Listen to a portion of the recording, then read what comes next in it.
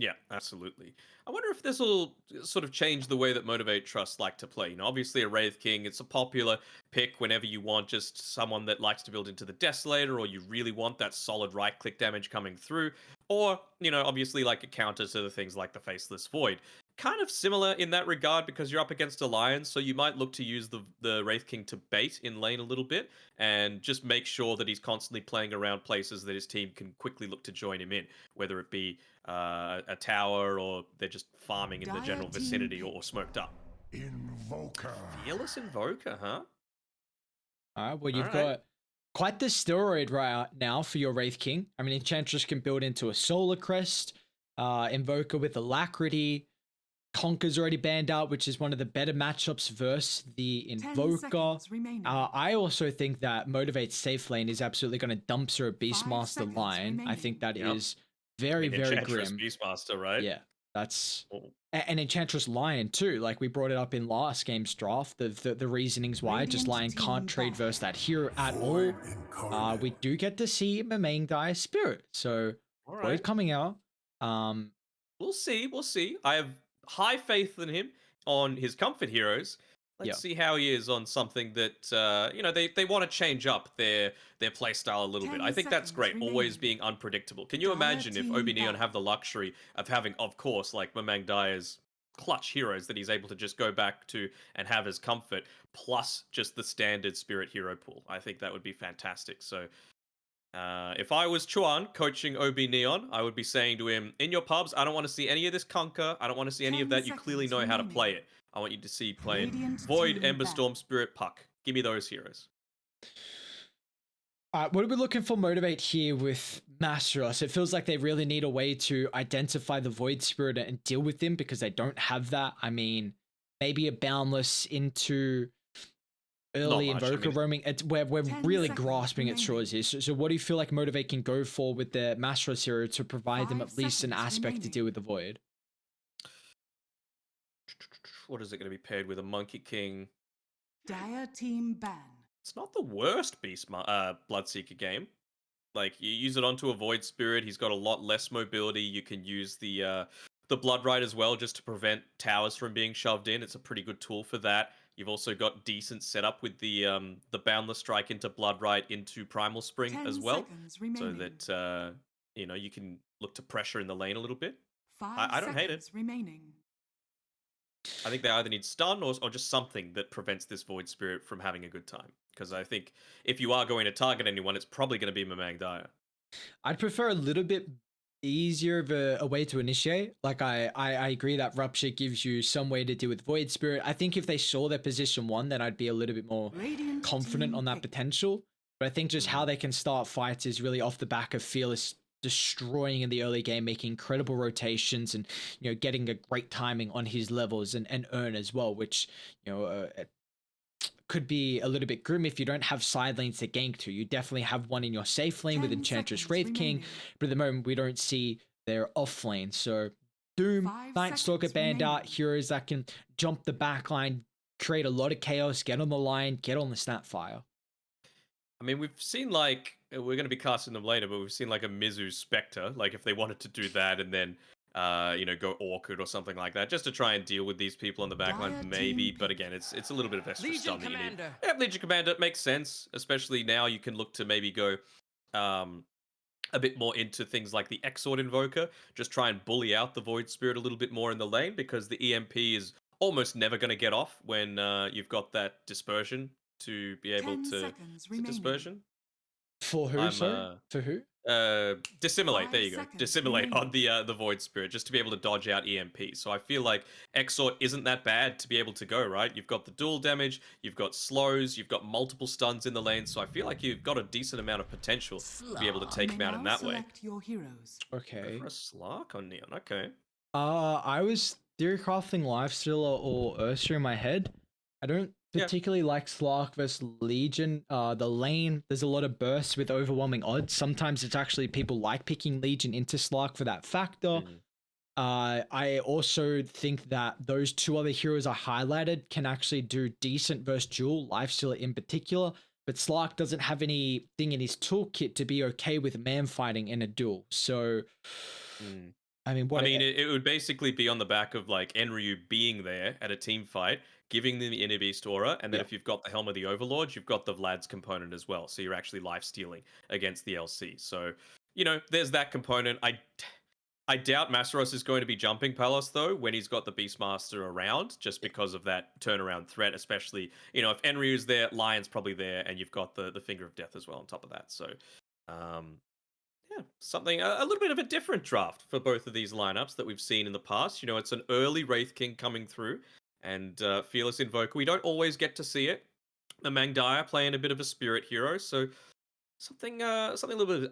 It's so hard to go against Q when he's playing as Monkey King, though. He's just incredibly good on this hero, and I feel like Motivate are going to get a lot of early pickoffs through the use of this Invoker if he opts to go Exort, which I think he will.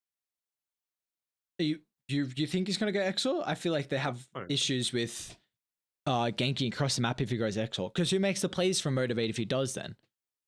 Masaros. On a Legion? Mm-hmm. Okay, so what, you're putting a lot of respect on him potentially getting an early Blink Dagger then?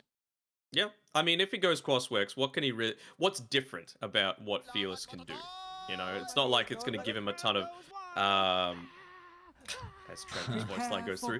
It's not like it's going to give him an ability to go in onto the backline, right? And it's just for me about bullying in that laning stage as well. Like against a Void Spirit, Crossworks isn't that great. You can just dissimulate out of any kind of combinations that you look to go, whether it be Cold Snap or EMP, or eventually it's going to go into the Urn. You don't really care all that much about it. Oh, Fearless has got some heroes that are an incredibly high level. Another level 30. I didn't know his Invoker was that far up there. Mm-hmm. And then we highlighted it before, set 0. Let's see if it changes the way that Enryu might look to skill, because, you're going up against an Enchantress. You don't often want to have the Call of the Wild Boar skilled up, just because it's going to get taken away from you every single time. I do like that Neon have moved the Lion to the safe lane and put the Snapfire with the Beastmaster. If they went Lion Beast against the Enchantress, I feel like that is a completely free lane for Motivate. Now it gives me, like, I still think it's a very favorable lane for Radiant, but it gives me at least a little bit more confidence that they should get something out of it. But I do want to highlight as well, this is Hustler on a hero that cannot make... I think he's really, really good on heroes that can initiate and make a lot of plays. Snapfire, not as much of a ceiling like the Lion. Oh, you wait until he gets that Aghanim Scepter and he starts spitting people. Palos. Good. You reckon he could spit people out and they're the plays? I mean, it's a good Ags game. Yeah, of course. I mean, you can spit the Slark onto the backlights and then he's having a great time. UK might be our first blood. I think they need set 0 to get involved as well, and with Q providing the space thanks to the body blocks, UK's even gonna pop a Fairy Fire. I mean, I didn't see any way he'd make it out. So Fairy gone, first blood completed. Fearless on the Carl is loving life. Doesn't block What's the going way. on with his suffix there? Yeah, I don't know. I was never big with it. The pi r squared, isn't that like the... You'd go for him, not me. The area of a circle, I'm pretty sure is what it is. So what's Fearless trying to say? Come on, you're supposed to read into him. I don't know. It's not a square. I don't know. Okay. Alright, Fearless. Well, let's see how your not square gameplay can be. Top lane. Well, Lion and Slark are getting very aggressive early. What is your read on this lane? Because what I've seen and believe, I think the Legion with a lot more points and overwhelming odds can be issue for the Slark, but can they kind of man fight with the help of the stun? I think you can really early on, right? Like you're going up against Q. He's got the Primal Spring just for that slow, that little bit of extra understanding of where he can look to move around in the lanes. He's gonna try and go back and secure these creeps, just making sure he gets the experience away, because that's the important thing right now. You know, Masaros, he's getting chased down. Alice is level 2, yeah. Odds movement speed still gonna be enough. They have one Selv on Q, and he's actually instantly gonna look to pull. So I'm actually really intrigued if this lane gets easier once the levels are picked up for Masaros, because I thought a lot of time Legion's very strong at being able to trade, but again, I guess the odds needs a lot more leveling. Yeah. Yeah. Against like a Slark or an Ursa, it's obviously a lot more favorable than most heroes against the LC. So good job by Q that he was able to make sure all of that experience didn't go to waste when they were diving onto Masaros, and then with the the pull, also giving him the capability to reach up onto that level 2.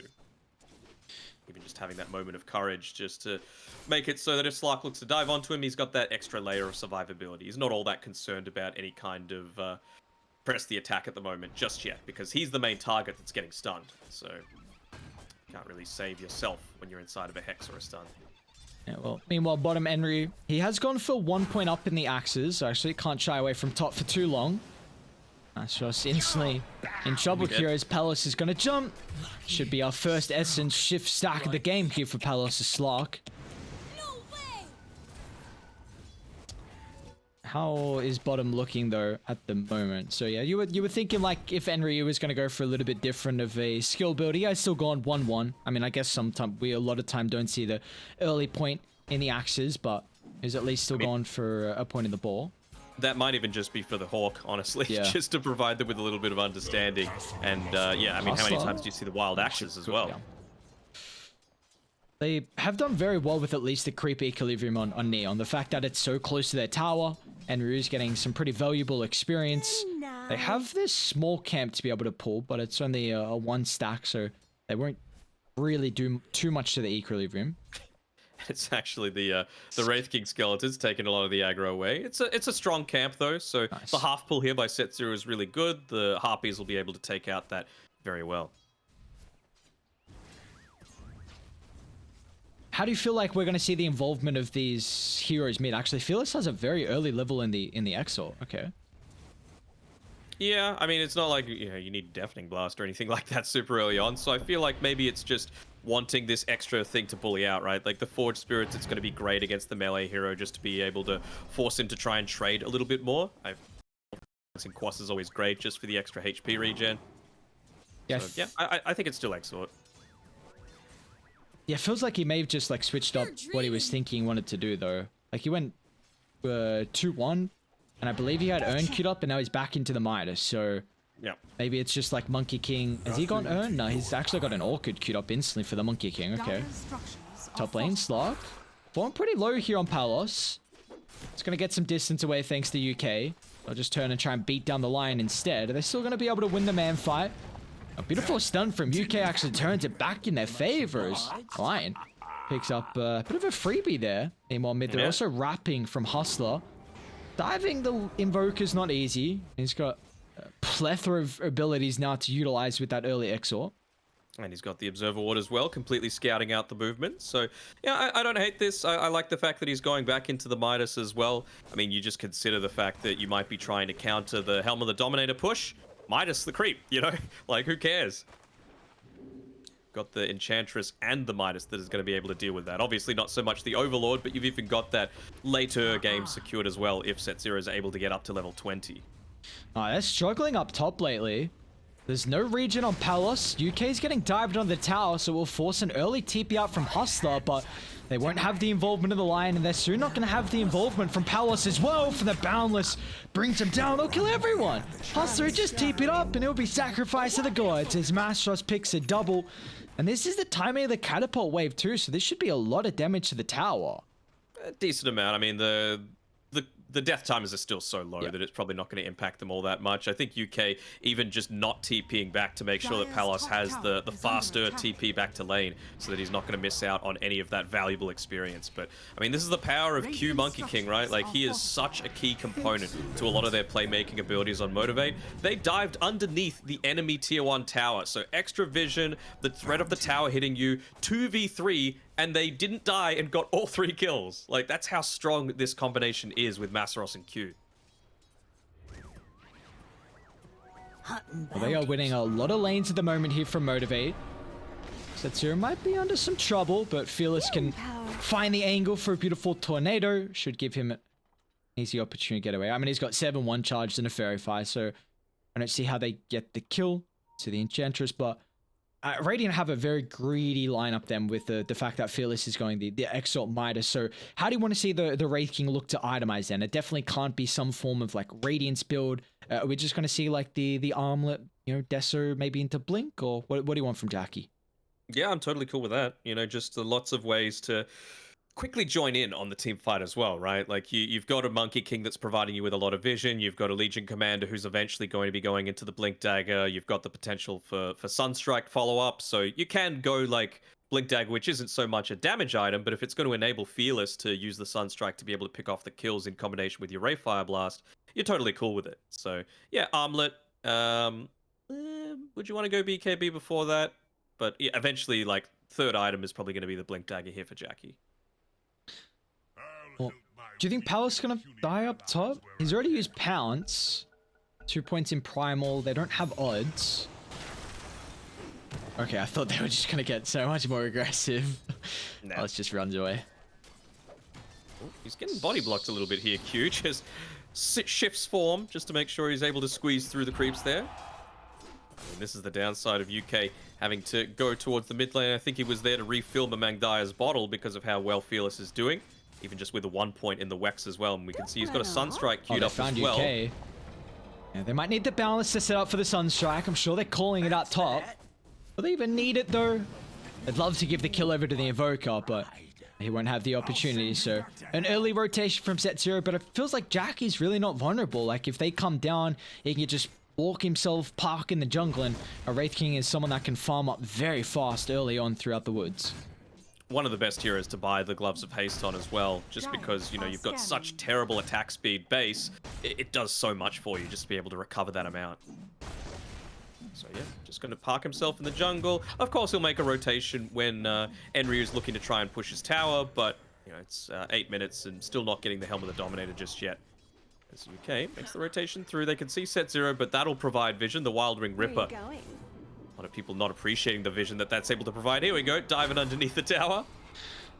Oh, this is 2 games now we've highlighted the importance of an Enchantress versus the Lion. It just, you see the zero impact that this hero can have through the laning stage, and this is an early rotation from Mamangdaya up the top. They're looking to jump Astral, so he'll instantly get rid of the Astral step slow. Sick charge Bracer is so tanky now with the help of the tower as well. Surely someone has to die. It's an incredibly deep attempt as Set Zero unable to sidestep the cookie. Have to be a little careful here on Q. He ends up just leaping to the other side. I thought maybe they might try a turnaround with the 2 points and the enchant just to get the slow onto them underneath the tower. Maybe hit the Sunstrike off of that, but it doesn't feel like they've been able to accomplish as much as they might have liked. But they do have the alacrity pushing forward if they were wanting to. Good rotation from Hustler to make sure that not too much pressure gets put in onto that tower. But like we've been saying before, Jackie, he's just free farming on this bottom side of the map. Yeah, keep in mind, Motivate, they only needed 1 map victory out of their 4 games tonight, and a 3,000 net worth lead along with their first duel of the game for MG.Trust. There's the Sunstrike. Yep, there it is indeed. Slug not having the greatest time at all. 2 deaths, 38 last hits, and you know, it feels like this top lane is now completely occupied by Motivate. Enryu has been able to finish up his Helm of the Dominator, but, you know, he's farming underneath the camp. They'll know that they're going to be trying to push probably around that 10-minute siege creep mark towards the bottom side of the map. And, well, you've got your Midas now that's going to be able to deal with it. You've got the Enchantress, of course, that's always able to deal with it. So it's a rough game to be a Beastmaster for sure. Palace is back to top. And do they have duel? They do. Maybe wanting to wait out the Blade Mail, just to be able to guarantee it. Sunstrike's available again if they were wanting to go for it. He's about to get another level as well in Exor. But they know that they're around. Oof, UK went for the chop on the correct tree as well, and yep, they even ping out there. They've got vision in this sort of area, so we can see Set Zero. He's going to come down, place down a sentry ward soon-ish, and look to take that before they try and make an aggressive move into the tier 1 tower top, to try and counter out any sort of movement that Beastmaster might be trying to make. But they got to make a decision soon. You know, do you want to push forward with the advantage that you've got because you're stronger, you've got the bigger global presence, or do you want to respond to the Beastmaster and his want to push your tower down? Why do you feel like Palace went to top instead of going bot, just having the extra hero with the beast and taking that tower and just pushing Jackie out a little bit earlier? Like, I don't know why he's back in this lane. He's not CSing at all. And you now have a support continuing to die as UK.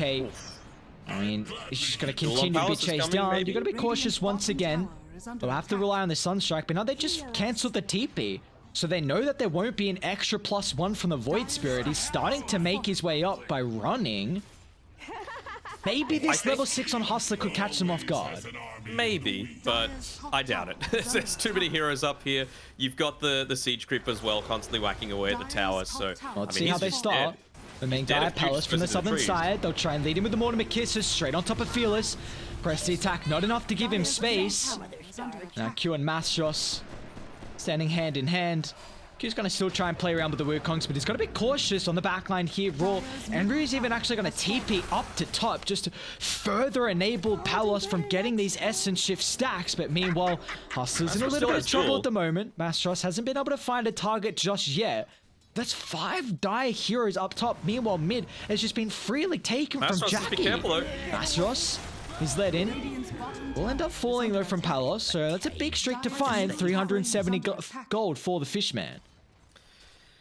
It was a very selfless play in my eyes from Palos. They realized that obviously the lanes didn't go too well for them. They haven't gotten the value out of the Beastmaster that they might have wanted. So by forcing him to be up here, they kind of keep Motivate's attention towards this top side of the map. They enable themselves to get that bottom tower, so at least now they maybe have a bit more safe space for Palos to farm after he shoves this wave in. You know, I could definitely see him look to rotate down towards the bottom side of the map and continue farming there. You got big issues though with Wraith King free farming. I mean, it literally got that tier 1 tower without any attention at all. Meanwhile, Fearless, that's his first death of the game, but Midas already completed in the first component of the Aghanim's. Like, what do you do on Dire? Who do you play around here early on to really infiltrate the greedy lineup?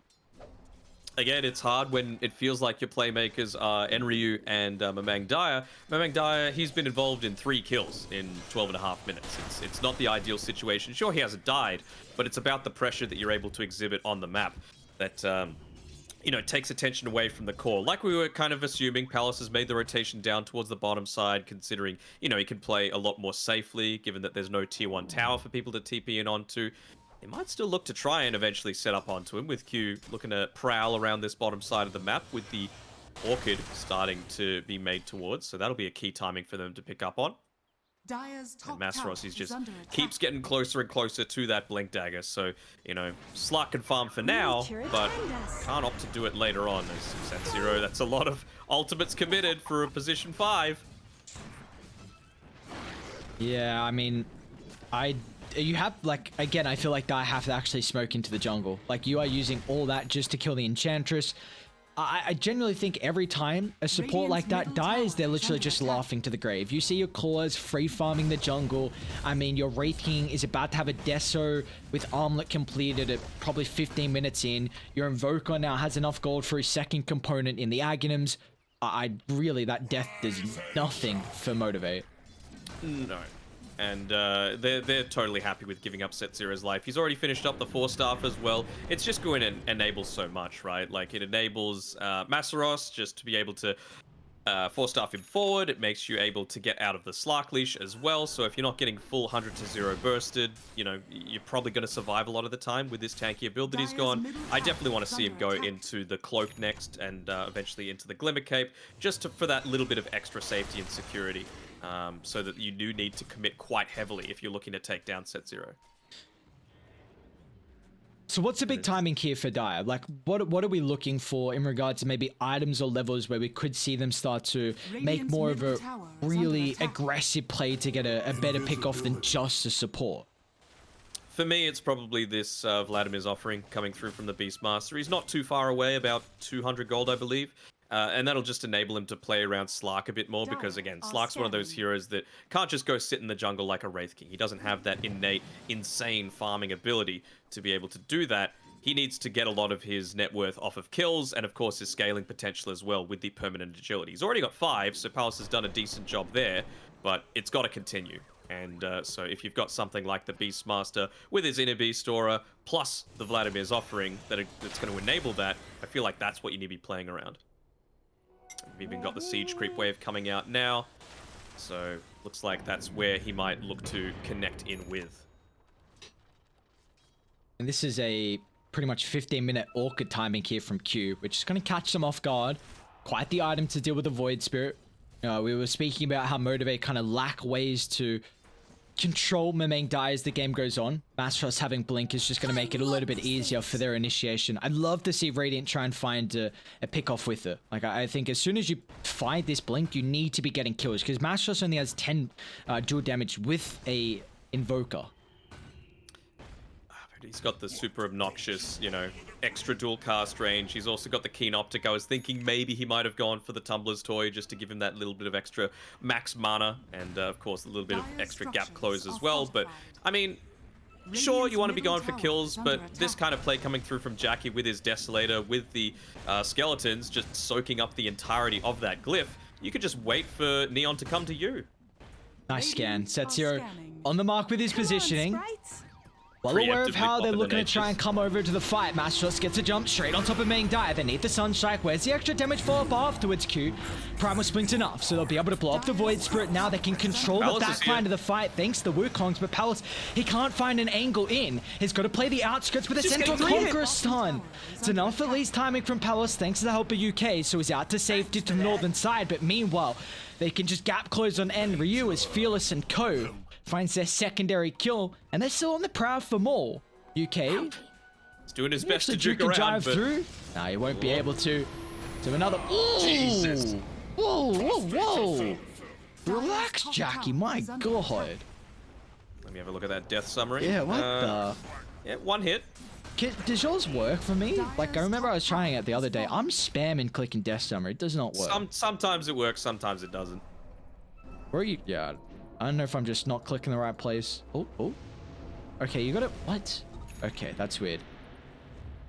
783. Mm-hmm. Interesting. He's not the tankiest boy right now, the Lion, that's Definitely for sure. not. And it's another one of those games. It's on the Slark this time. The helper Q once again is going to be enough, and Q's even going to turn for another kill. Orchid should tick him out. MG.Trust won't even wait for that. And all in the meanwhile, Roche evaporating.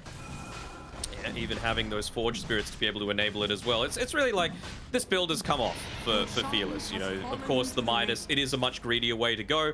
But, you know, if you're just looking to play around this Legion Commander, and I wasn't quite expecting Jackie to get as farmed as he was in that laning stage. But, you know, he's certainly making every poster winner coming out here.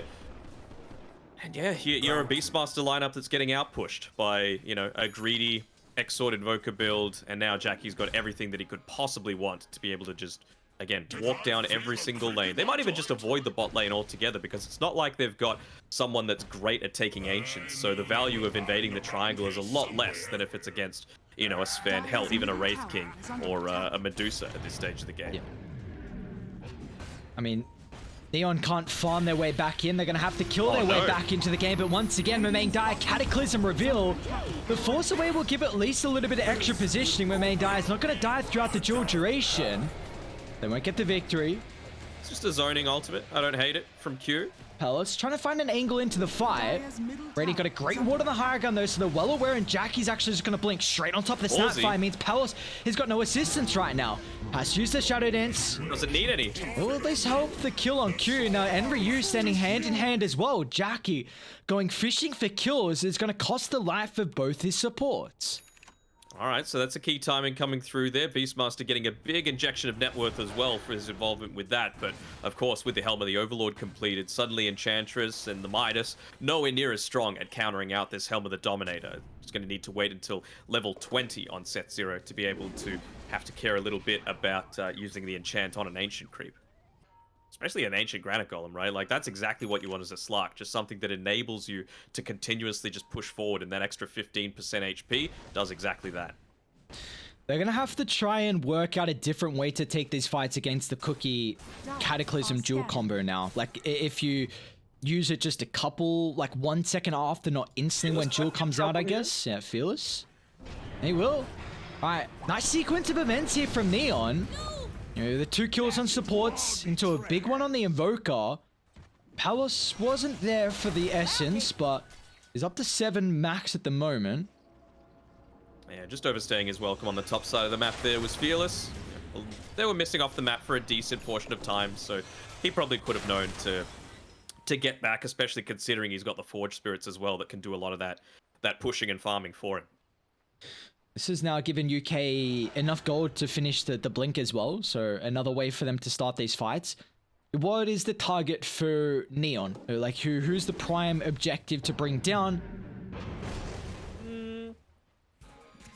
I would say either Q or Fearless are the main two that you would be looking to focus down, just because they are still relatively squishy. Of course, just having the Aghanim Scepter is nice for all the stats that you're able to get on Fearless, but Q, certainly if you're able to catch him out of position prior to that BKB, Oh, they're it looking takes to away jump. so much. Blink for a bit on Mastros. Yeah, not the easiest target at all. Yeah, it's definitely not Masaros that you want to try and catch out, you know. Blink Dagger, Blade Mail, Strength Hero, makes it very, very challenging.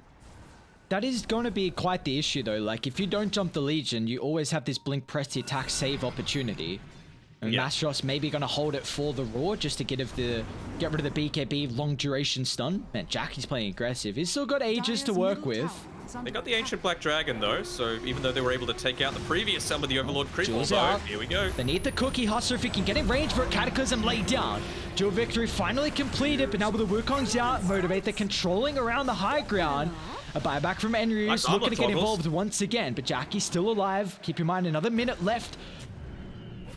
Being died down. Jackie actually still looking to prowl and needs a crit. He'll find it. Last second right click, it's enough to get rid of the Void Spirit. Simultaneously in the backline, Palos along with the Co is able to find Fearless here. The Invoker's in trouble once again as Fearless will drop.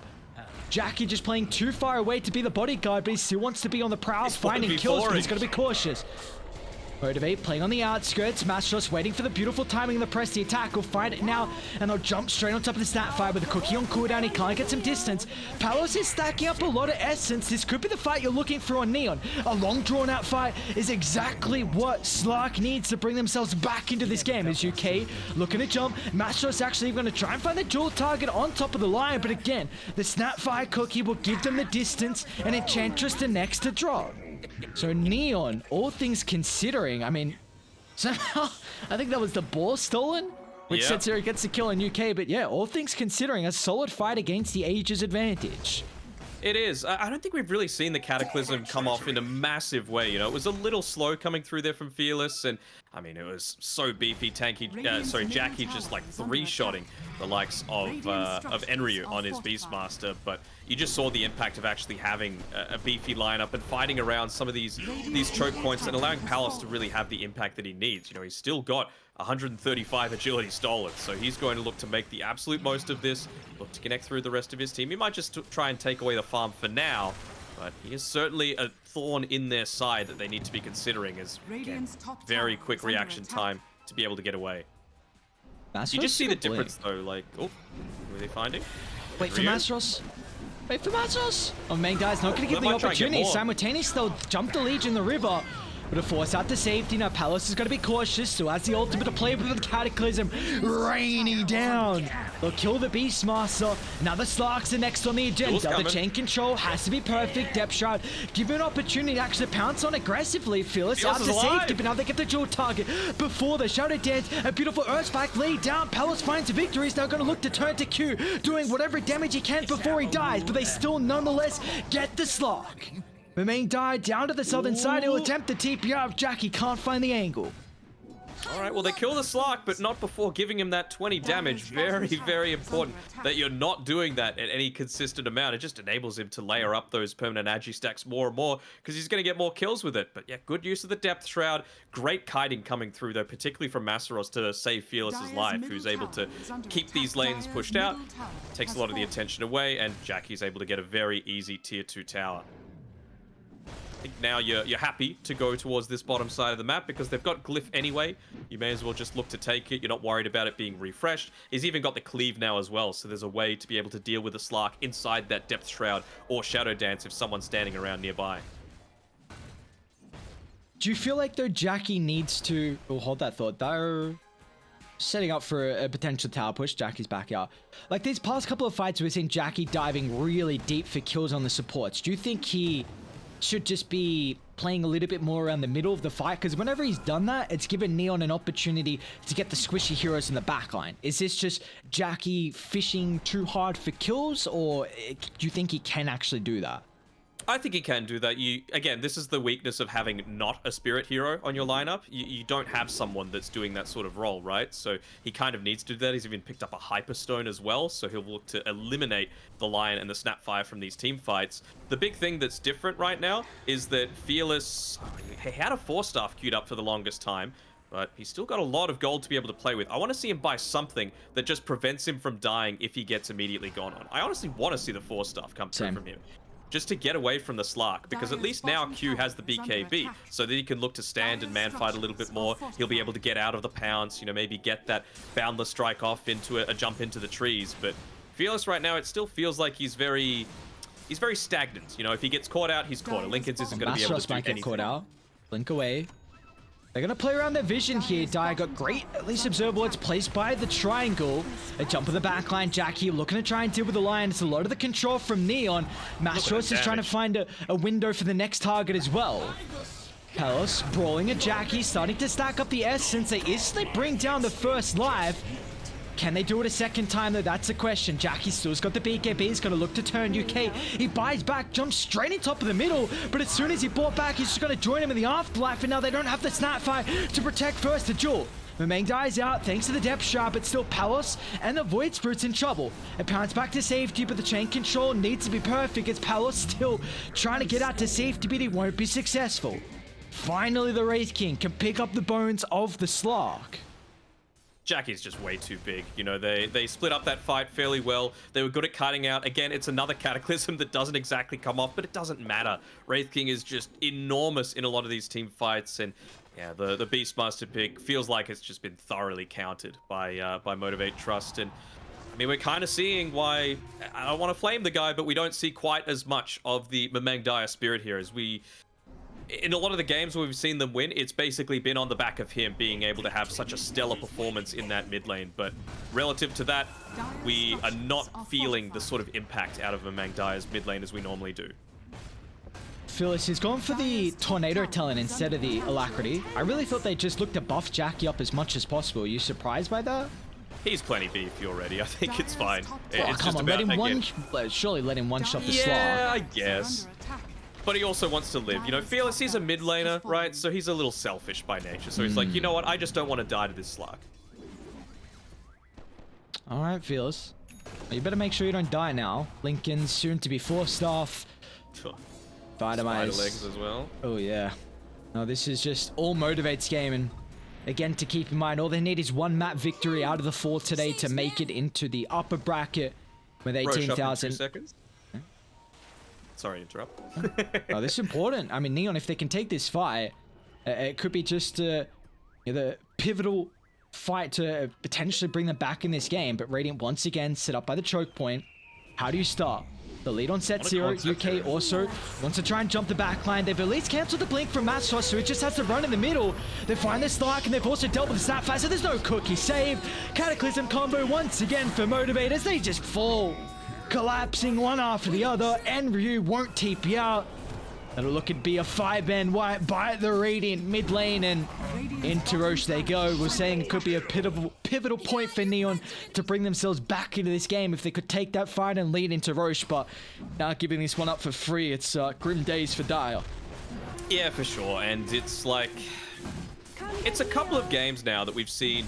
Why are all these people so obsessed with Enchantresses? You know, it doesn't feel like, at least until you're level 20, like I've been saying on set 0, that it's really all that concerning about trying to take someone down. Like, I can understand that Palos might want to go on him. It's some easy essence shift. It's, some damage through that. But beyond that, like, is it really worth popping things like your finger? Is it really worth popping all of your ultimates? Is it really worth trying to take someone down that's got so much innate survivability? Yeah, I think it's... I really think you have to give props to the Enchantress players. It's really on the positioning from them and the rest of the team. Their only option is the Enchantress. So it just looks so stupid. It's like, why are you jumping this hero? You can't kill him. What's the point? Sure, but they actively tried to go on him. Like, they used the Hawk dive bomb to be able to start that fight, and they didn't actually have any sentry wards up, so they didn't know that the gank was coming. He's got to be cautious. He's getting crit down left, right, and center. Jackie! Woo! When do you call it? Mamang Dire can't even do anything in the middle of the fight. 2 full sets of barracks, and I mean, they might just look to throne it. They will. Jackie wants kills instead. A jump further in the middle. They could just keep pushing forward. You know, worst case, force a buyback out of a Mangdaya, back off, look to push. They've got a DD rune that they see on the bottom side of the map, so they don't worry about having to back. Being back can be a good thing. Pretty much one last opportunity, but not fast enough. Once again, the Cookie this time will not force the dual victory thanks to the Cataclysm, but they'll still get it afterwards. The Wraith King damage, too much to deal with, too much to bear. No buyback on Slark. The G's drop. Motivate secure upper bracket. Very nicely done by them. Just a cheeky finger of death coming out at the end, and UK getting a slap to the face with the big Wraith King sword for his troubles. So very nicely done that Motivate were able to take that one in such convincing fashion. Again, it's one of these games that I feel like Neon, their gameplay is pretty decent, you know, moving around in team fights. I really liked Hustler's use of the cookies. It felt like the Cataclysm didn't get anywhere near the value that it probably should have, but it just, the Enchantress completely destroyed that lane. It made Jackie have an insane game in the early, and they weren't able to punish the fact that you went for this greedier Exort build on the Invoker, and I feel like that's because you let Q have his Monkey King. I forget what the two bans were. They got rid of a Weaver and something else. Dawnbreaker, I think. No, Motivate banned the Dawnbreaker themselves. So maybe it was like a Tide Hunter. I forget which, but I feel like you really do need to prioritize getting rid of Dawnbreaker and Weaver and Monkey King if you can. I mean, it might be one of those instances where you actually want to have first pick just so that you take that potential away from Motivate.Trust. Because for me, Q is the centerpiece of everything that Motivate.Trust tries to do. Well, we're going to have to see if Neon, if they identify this, if they're like, all right, let's try and deal with what Q could provide Motivate, because it felt like they just build a stock sturdy draft where they lead into the lanes. You've got very solid lanes. They won pretty much all of them, honestly. Maybe, you know, 2 lanes if you want to say that. And then they were just able to free farm. I mean, Jackie just had complete control of his own jungle. Fearless was able to go greedy with a Midas Exor. There was no way they could infiltrate early, even though they had the Void Spirit, you know, the beast to take these early towers. Just off the back of Motivate, really their 2 supports on how they were, you know, rotating around top lane. Like we saw Set Zero come up pretty early, go back to bot, and then come up after a couple minutes, really just to put the nuisance and then nail in the coffin for Palace's laning stage. And that was really all she wrote. You don't have ways to catch back up. Beastmaster needs to kind of win his lane and take towers and, you know, control the map. Slark needs to have a good lane and go from there. They're not heroes that catch back up very fast at all, and that was kind of big issues here from Motivate. So for Neon, once they had that firm grasp, there was no way to lose it. I feel like Palace did well with what he had, considering the other lanes were lost so hard. The fact that he came back and had any sense of a game is pretty commendable in my eyes. But yeah, you can't be falling that far behind. You can't be getting picking a Beastmaster into a possible Enchantress pick against Motivate.Trust, who are known Enchantress pickers. So it's something that, of course, they need to address in the draft. Hopefully something that Chuan or whoever is actually doing their drafting is able to keep in consideration. So for mine, draft victory for Motivate.Trust, and game went pretty much as I was kind of expecting. So let's see if they're able to turn around in game number 2, because even though the victory is enough for Motivate to secure upper bracket, Neon need it as well. They want to make sure that they're 1 win clear of Nigma Galaxy. Oh, next game, all important for Neon. They need to set themselves in the draft. We'll see how they're going to decide what side, you know, and what pick they want. That's really where it all starts here for this next game. We'll find out after the break.